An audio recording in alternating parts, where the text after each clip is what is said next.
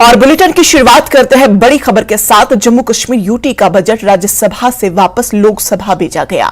माली साल 2023 और 24 का बजट लोकसभा में गुज़श्ता हफ्ते मंजूर हुआ था। हंगामा आरआई के दरमियान बगैर बहस के बजट मंजूर कर लिया गया। सर, कैसे अब जो सौगात मिलेगी, कैसे तमाम खर्चे पूरे होंगे? आज जो बजट है वो राज्यसभा में आया था। देखिए, जो पैसे का मनी बिल होता है उसकी कुछ टेक्निकलिटीज़ होती है, राज्यसभा से भी पास होना होता है और आज राज्यसभा में वो पास हुआ और कानूनी तौर पे उसको वापस जाना होता है लोकसभा में। तो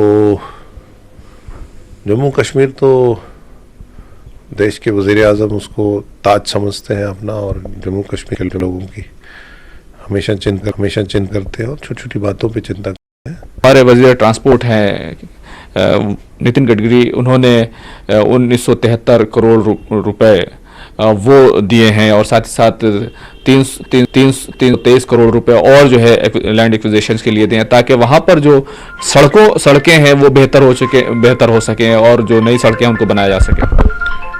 देखिए, जो सड़क का वो स्पीड है वो बहुत बड़ा है कंपैरेटिवली पिछली जो सड़क का एक मैग्नामाइट का तार डालने का स्पीड होता है। और जम्मू में इस वक्त बाहर का मौसम है और एक हम तरक्की की तरफ बढ़ रहे हैं और नौजवान बच्चों की एम्प्लॉयमेंट हम कैसे दे पाएँ, टूरिज़्म का स्ट्रक्चर कैसे बढ़े, हर खित्ते में बराबर उसमें पैसा खर्चा जाए, हर कम्युनिटी की डेवलपमेंट हो। कल ही वहाँ सिन्हा साहब ने कहा है कि जो लैंडलेस लोग हैं PMAY का फ़ायदा नहीं उन्हें होता, उनको फ़ायदा कैसे हो। तो जम्मू कश्मीर का बजट जो है वो पास हो गया है। 1,18,000 करोड़ से ज़्यादा का बजट इस बार सरकार ने रखा था।